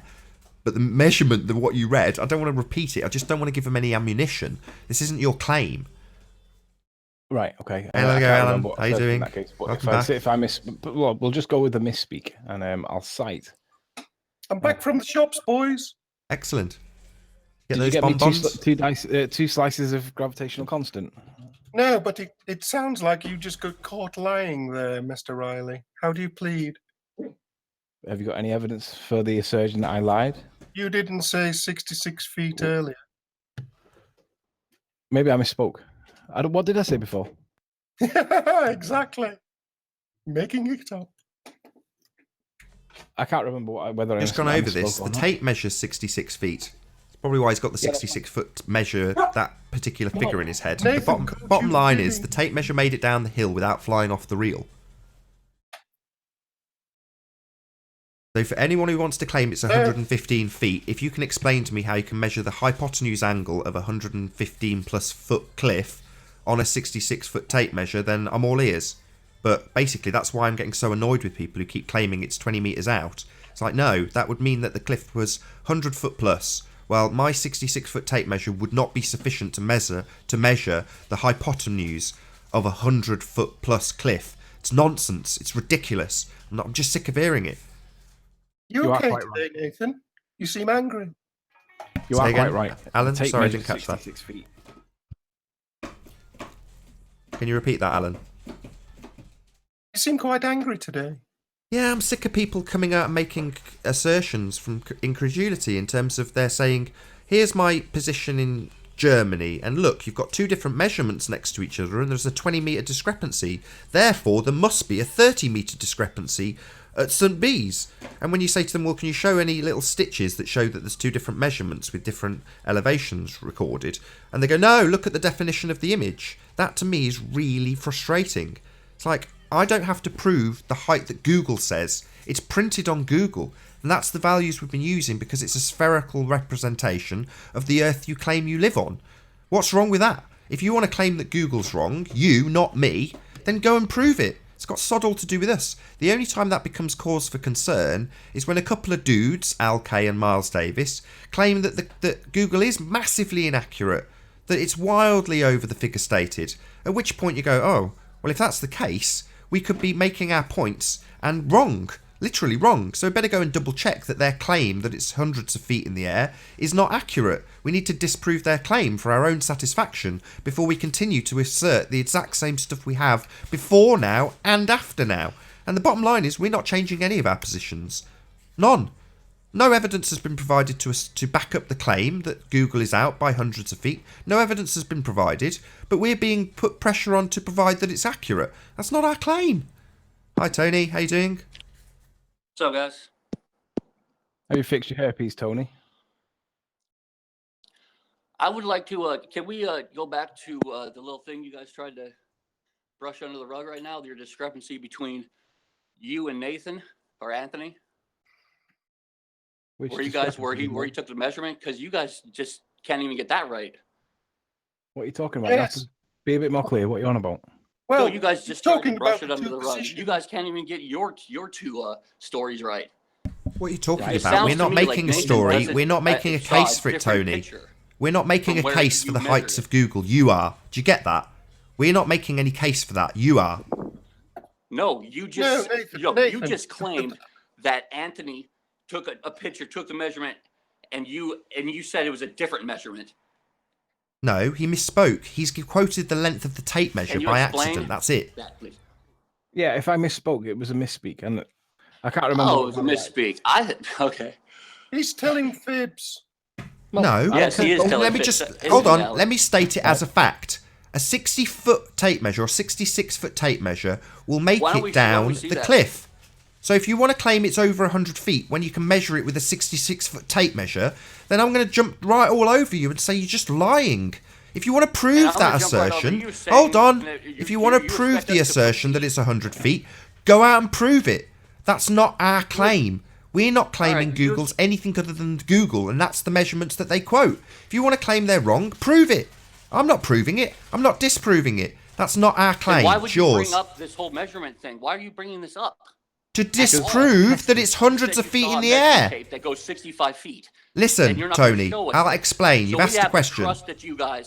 Why measure it? I'll tell you. Because if the claim made by your side is to be accepted, that it is out by 30 meters, that could throw our assertions about the nature of the Earth into question again.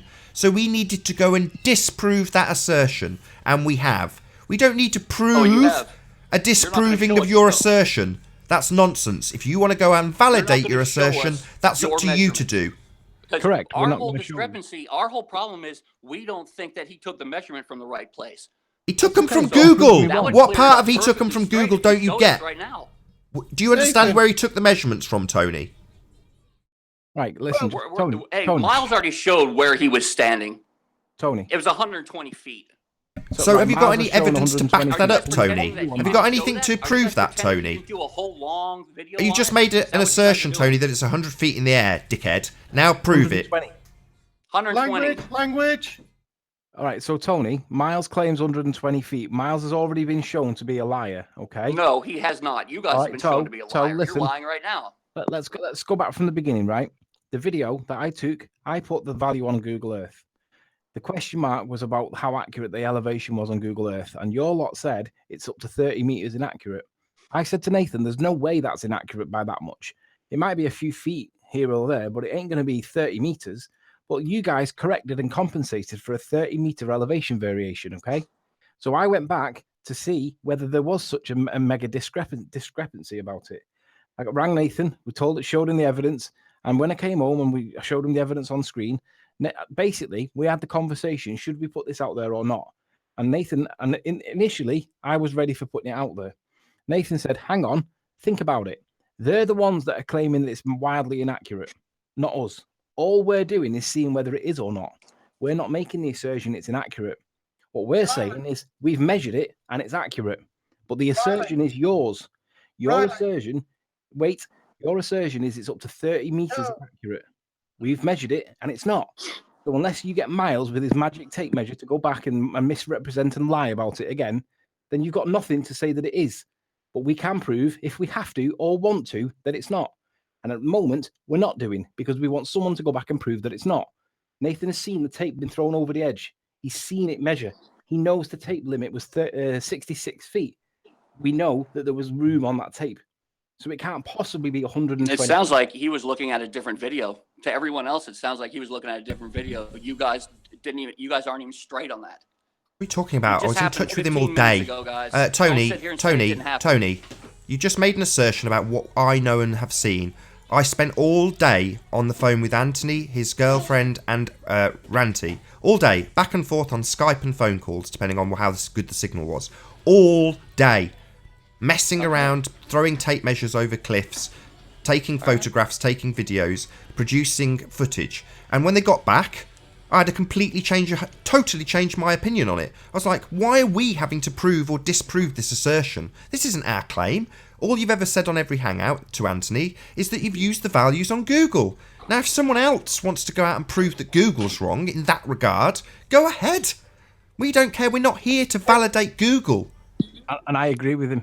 He's right. It's not our claim to prove. It's your claim. It is your claim. No, you are it isn't. there. Your You did claim it. is that it's Miles 30 showed you meters to be in a inaccurate. different area. Your claim is that it's 30 How meters inaccurate. that's very dishonest of you guys to not show the evidence you guys have. Well, The get evidence over it. is Aren't what you it says on understanding? Google. Don't you understand, Tony? The assertion Match is up this on is it. the value Google gives. That's our assertion. Yes. Even if you proved I it get it. wrong, we would still make the same assertion. Even if you went out and said it is 115 feet. Look, We here's are a the measurement. Okay, I get that. We would still Nathan. say we are the it's ones that showed Google you that we are Google was taking the wrong. measurement from. We are not making this assertion. Google is. Now, if you want to go out and debunk Google, go We're not ahead. testing Google. We're testing the Earth that we're standing on, Nathan. We already know that it's off. Why do you? Yeah, keep we know bringing it's that up? flat. All you Flat guys as a have is pancake. this one discrepancy Flat in as a Google. pancake. We don't live in Google. We are not in a simulation.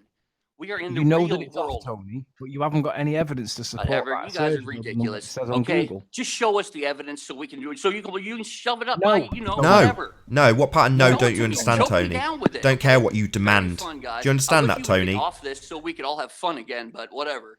Yeah, Well- it may not be fun for you Hey. finding out the Earth is flat, Tony. Tough.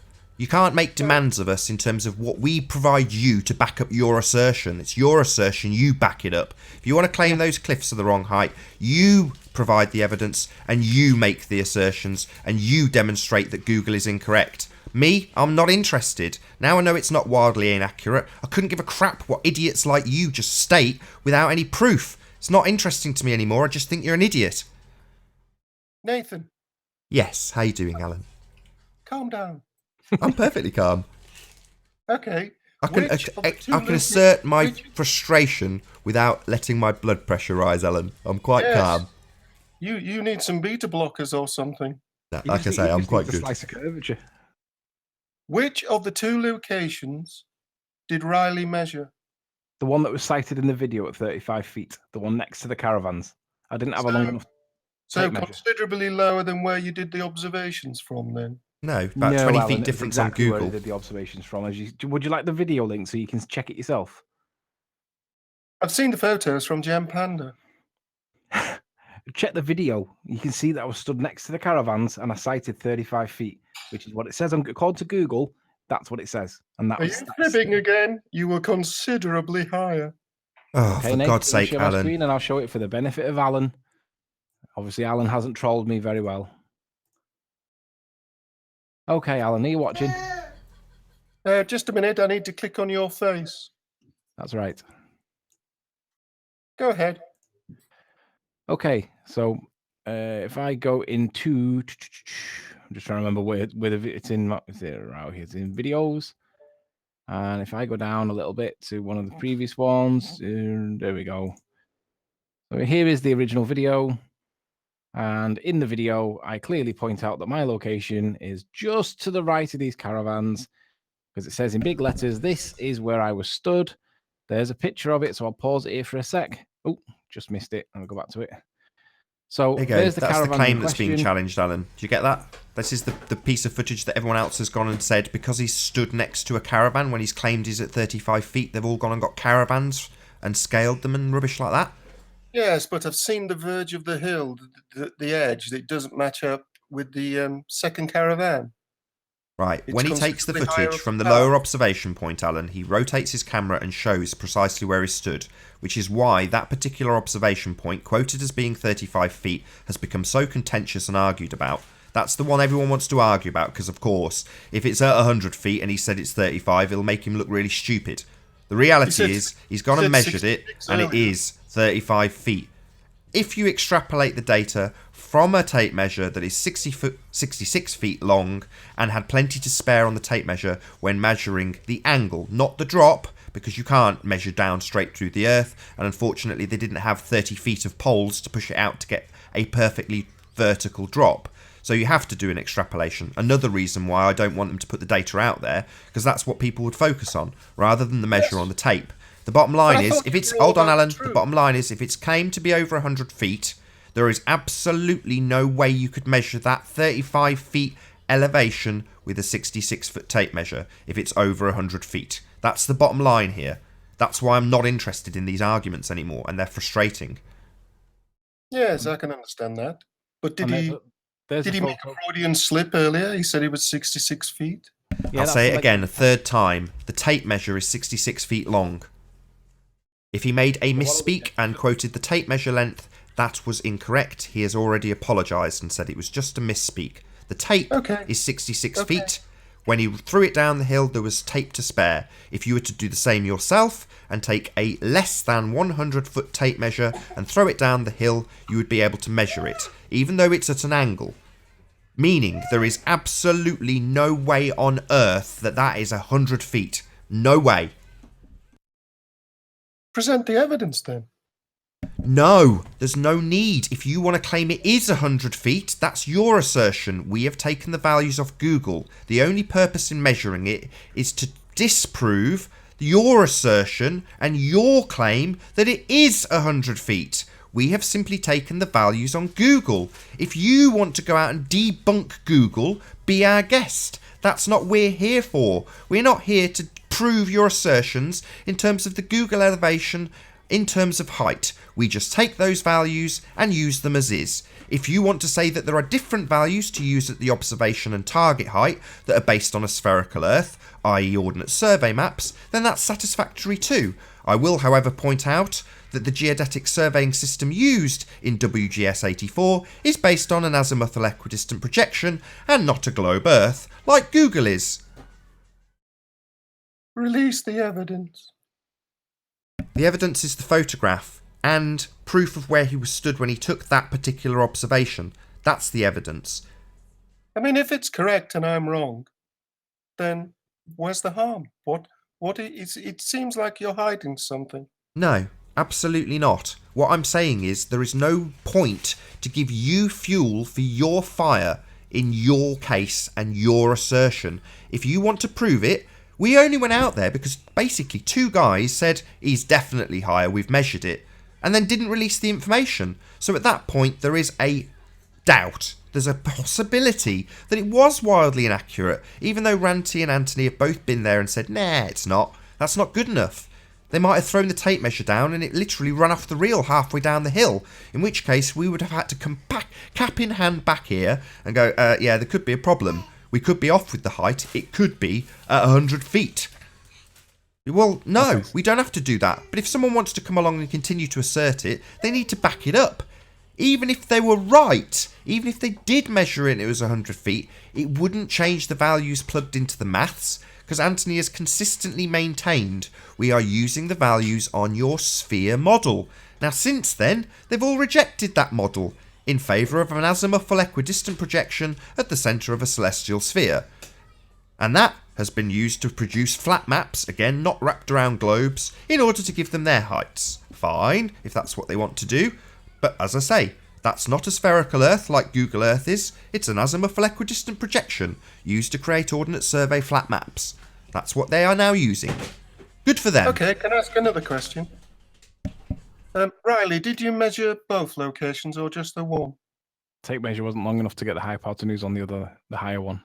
Ah, interesting, eh? Yeah. Of course it's interesting. And also look at the depth. If you look at what, can you still see what I've got on screen? Just hold on. I must clicky click. Go ahead. So all I did was I threw the tape measure down, got it to a point where we could pull it taut on the beach. And then that gave us the hypotenuse length. We know that there is a 90-degree bend underneath Ranty because he was stood at the top, I was we were both stood at the top. My partner was stood at the bottom. So basically, there's a 90-degree bend at the bottom, and there's a bend down here at the bottom, which would never be accurately measured no matter what I did. So that's the reason why we didn't release it, because everybody would be unhappy with it. But the fundamental point was the tape measure was maximized at 66 feet, and there was plenty of excess left over. So that means that whatever value that you want to put there is the hypotenuse. And the hypotenuse, you can calculate the angle, put it all together, give you a bit of physics for you all to enjoy. And basically, when we saw the length that was shown, demonstrated down the length of it, it was right. We were like, right, well, it doesn't matter what the measurement down here is, because the hypotenuse puts it in a certain band of accuracy for the purposes of the height that we're trying to calculate. So when we realized, well, that's totally consistent with what it says on Google Earth. And the only point that it would do if I showed any more was that you would argue about how I accurately or inaccurately measured the angle. And I would then remind you guys that Miles didn't get any GPS coordinates or any 180-degree pattern or any elevation data at all. Yet he's one of the big protagonists for the reason for why I'm inaccurate, and he didn't do it himself. So Nathan said, no, if you put that out there, all they will do is just focus on the bit that you can't prove, and it becomes wishy-washy. And I agree with him. All we were trying to do was see how accurate the original claim is by you guys, which you are unable to prove in any event. But we wanted to do it because we wanted to see. So, I stand by my position. The height quoted in the video was 35 feet. And it's staying that way because it's not wildly inaccurate. What it says on Google Earth turned out to be 32. It was like 3 feet in our favor, but 35 is good. I'm all right with that. If anybody wants to measure it, go back and challenge it. Be my guest. Go and do it. If I could be like Columbo for a minute. Sure. How did you know that it measure wasn't long enough for the second location? Firstly, because of the angle. The angle on the higher elevation is a longer angle coming out. I mean, I've exaggerated this. It was a lot closer to the edge, but I'm just showing you the trig that we did. I can't believe you've exaggerated. Well, I've exaggerated it for the purposes of illustration, but I could see that the other angle was significantly more, like the gradient was further out because of the way that the rocks were, or the way that the cliff edge was. I knew that I wouldn't have enough distance on the tape measure. I guess I'll have to jump on the National Express and test it myself. Again, it's back to extrapolating out what people saw if you presented the information. If you want to claim you're not that presenting the information, though, are you? Just no, release the and we video. don't need to. The point is that if you want to extrapolate information out from no sources whatsoever, other than, well, the best we've had so far is GeoStreamer saying there's a stitch that shows a different measurement side by side each other in Germany. That's the closest we've got. That's the extrapolation we have to accept from you guys. We're not saying extrapolate anything. Don't take our values. Don't look at our tape measure. Take Google Earth. That's what we're testing. That's what we're plugging in. And when it's come to Ordnance Survey maps, I have quite happily allowed people to use them at both ends. Use what you like. If you're saying the flat maps from a flat AE projection inside a geoid is what you want to use for your elevations to prove the globe, then you can be my guest. If you want to use Google Earth, be my guest. If you want to run tape measures down both sides, at both target and observation, I'll accept those as well. So if people want to argue endlessly about what a tape measure says at St Bees, and then completely ignore doing the same at Isle of Man, then it's a pointless exercise. So if you want to go out and get both target and observation position with a tape measure or a geodetic surveyor accurately measuring it, great, I'll use that instead. Till then, we use the same on both sides, Google Earth on one side and Google Earth on the other side, or the flat map from an AE projection that is inside a geoid. That we can use as well. We can use the heights given on the Ordnance Survey maps. I don't mind which. But as for just deciding that one of the distances is going to be changed because somewhere in Germany shows there's two different readings, that's preposterous. I'm not going to accept that in a million years. Okay. Don't bust a blood vessel. Anthony, did you factor in the mean sea level to your measurement? No, because the height is done above water, as we all know. Okay. Yeah, no, I'm glad you asked the question. All these questions that would have been come up and dissected out in videos had he released the information. Precisely. You would add on mean sea level value to Anthony's measurement, correct? It would increase the value. However, he's measured the hypotenuse, so you would then argue about the angle and how much it would reduce it, and so we would go on forever in this pointless grey area that changes nothing in terms of Anthony's assertions. Nothing. So what's the point, other than it being a distraction technique by the Globers? Because then no one's going to go over to the Isle of Man and run a tape measure down there, are they? So this is a total nonsense. Pointless exercise. Unnecessary, and if you guys want to continue it and you guys want to go and debunk Google and their observation point at St Bees, totally meaningless in terms of the observations of the things on the Isle of Man, be our guest. But it's not something I'm interested in anymore. Now I know beyond any doubt that the height of St Bees is not wildly inaccurate on Google Earth. It is perfectly sufficient and satisfactory to use those values, or the Ordnance Survey values if you want to use them on both sides. I don't mind which, but using one measure with fence posts or scaled buildings or a tape measure at St Bees and then not doing the same on the other side, it's totally unsatisfactory. Totally pointless in terms of anything useful for demonstration. So why would I accept it? It's pointless. Go ahead and debunk Google Earth on your own time. 112 hours. And still no one's debunked it. 112 hours. Yeah, flat Earth proof takes a long time. Hey, Darkstar, how do any of us know that you went back to St. Bees? You could be making it all up. Do you know what? I'd agree with you. I want to ask given that I'm a question. reasserting the height of 35 feet, I'm reasserting that strong in the knowledge that I've measured it, and I'm happy that it's accurate. Can I So it just doesn't ask matter Alan a whether we quick went back question? to St. Sorry to Bees or interrupt not. you, Sleeping Warrior. Given that the heliocentrists out there have had 500 years plus to model the globe, why is it that it fails to accurately predict what would happen at the photograph at St Bees? Why did it fail in that regard, considering that they've had 500 years compared to our 100 plus hours? Why is that? If you read the document that comes with Google, it does state that it's not accurate. It does say that. Oh, right. I didn't ask about Google specifically. Maybe I'll say it again for those of you who don't understand or are deaf. So the heliocentrists out there, the people who believe the Earth is a sphere and travels around the sun, didn't mention Google in that. Just try and open your ears, Alan.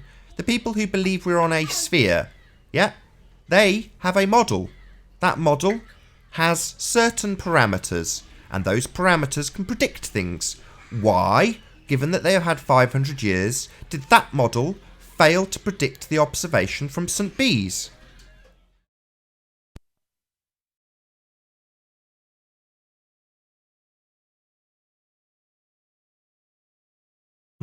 So,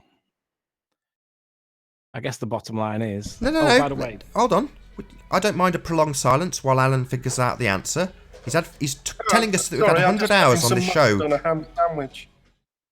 Sorry, I was just 500 years, Alan, they've had to get the model right. Why didn't it predict this? Well, we can't see Ireland. We can see Morgord Lighthouse, and there is a 169-foot wall of Earth curve in the way on your model. It shouldn't be there, Alan. I'd like to know why your model failed to predict that it would be there. I'm confused by this wall of Earth.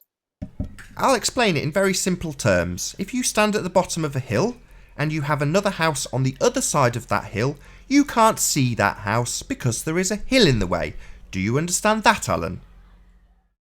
Yes. Right. Morgord Lighthouse is exactly the same as that house on the other side of a hill. There's a hill in the way, Alan. Do you understand it now? That's the curve, Nathan.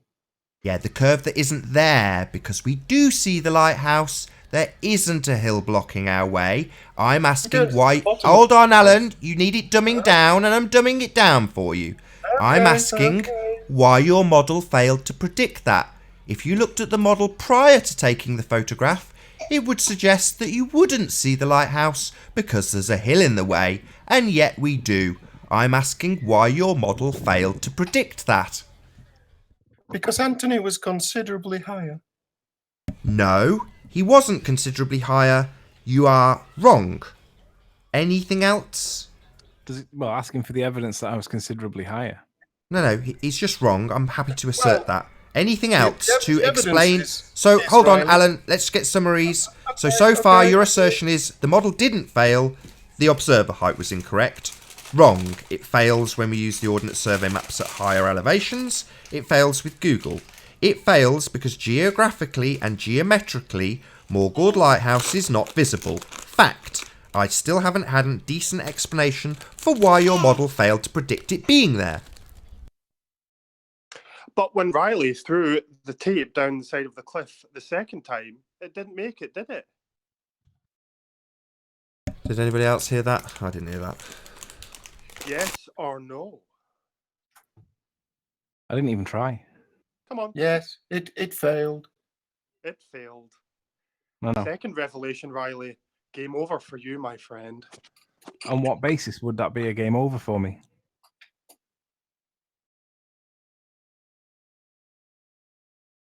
Seems to be lots of drawn-out silences and nobody explaining why the 500-year-old heliocentric model has failed to predict this observation. Still no answers. Hey, Arwin. Hello, Nathan, Riley. Yo. How you doing? So, can someone tell me why that was a fail, please? Whoever it was that spoke. Bruising? Who's that guy? I'm happy for this to be a prolonged, drawn-out silence, Anthony. So I'll ask it Me one too. last time. Why did the heliocentric model fail to predict the observation from St. Bees? Anybody, please give me an answer. Because the end result did not fit what they wanted it to be, so they kept the information from us. Is that it? So, what we'll do is we'll, whilst they're working on an answer, we'll show what it actually shows at 35 feet. And then we'll just put the curve calcs on it again. And we'll see what it actually shows for whether the Metabunk website does what it says. So we can see that there is land that appears to be floating above the island, above the water. Now, some assert that it's Isle of Man, some say it's Ireland, but the closest land it can be is Isle of Man. So if we apply the Isle of Man thing to it, it's 31 miles. You can check it yourself. It's fine. You can challenge me on it if you wish. Let me pull up the curve calcs. So, Got 60 seconds. Metabunk, 60 seconds. Distance in miles. I think it was 35. We'll put it at 31 because that's Mackle. Oh no, I think it was 35. Viewer height was 35 feet, and the refractive hidden is 422 feet. And there isn't anywhere on the Isle of Man that is 422 feet on the far north side. But the tape didn't make it all the way down the side of the cliff, did it, Riley, on the second measurement? But that's not where this video was taken from, though. Thank you for all of that information. Now we know you are a liar. He's Well, just shown this from observation. this- This is From where he this stood. You elevation, see that? the tape did not run out of tape. It was maximized at 66 feet.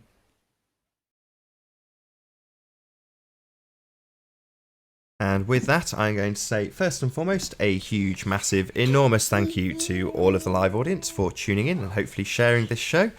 And of course, a massive thank you, every time, to all of the debating panel for making this debate possible. If you've not done so already, be sure to like, comment, share and subscribe. I've been Nathan Oakley, and I'll see you all in the next video.